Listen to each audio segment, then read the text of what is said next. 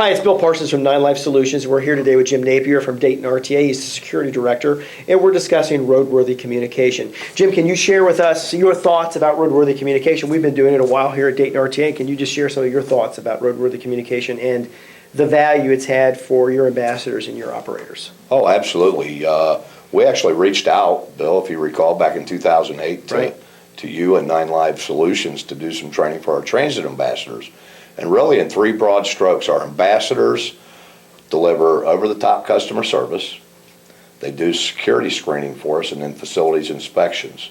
And so there's a lot of customer engagement. They're oftentimes that first point of contact. And we want to make sure that the image of RTA is one that is positive. So, as you know, customers have different needs, different demands based on their given situation, which can vary day to day. So what we have found is that roadworthy communications has really given them a toolbox in which they can reach into that provide different options on how they interact with customers. And in the end, our hope is that they win over the customer. We want repeat business. Now, speaking about that toolbox, what tools do you, either have you used personally? We talk about it's not what you say, it's what the other person hears, or soften, or mirroring and matching. Is there a particular tool that you particularly like, or that you kind of notice that the ambassadors use more, or one that you find more valuable? Yes, I think a lot of what I've seen, especially with our ambassadors, is more listening than talking. And they're using good body language now, leaning in. They're using the soften technique, smile, open posture, forward lean, sure. Absolutely, and that leaning in is just excellent. That is an excellent technique to make sure that people know that you're engaged, you're listening, and that you actually care about what they have to say.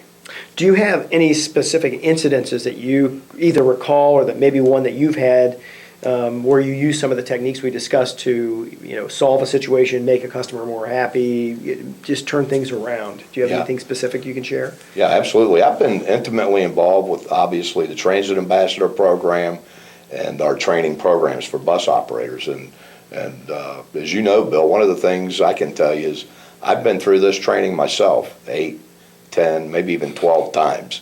And each time that I attend the training, I learn something different and hear something different. So it may be a matter of perspective at that point in time, but I use it on a daily basis, not just with customers, but with my coworkers, with employees, and have found it to be extremely effective in fostering good communications and making positive progress. That's good. So even outside the organization and inside the organization, the same set of tools can be used to effectively build relationships.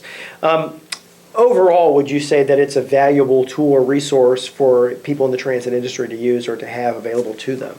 Absolutely. When we reached out to 9Lives, if you recall, one of the things that we recognized, especially for the operator who has about a 3 or 4 second encounter with the customer, it's a very brief, that they're dealing with a number of people, again, that have different demands and different needs. And in that brief encounter, it's critical that they make a positive impression, and really try to win that customer over. We have seen that to be the case.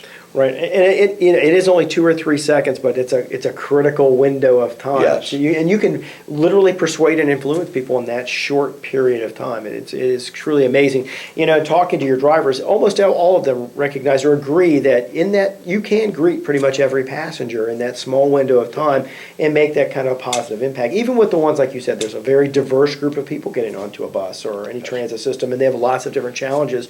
And the drivers use their tools and ability to kind of segue between those different kinds of personalities and get things done, because it's a lot more than just moving people from point A to point B. There's a lot more complexity to the transportation industry than just that, and I think a lot of people, that's all they see is that. So these are some tools hopefully that they can use.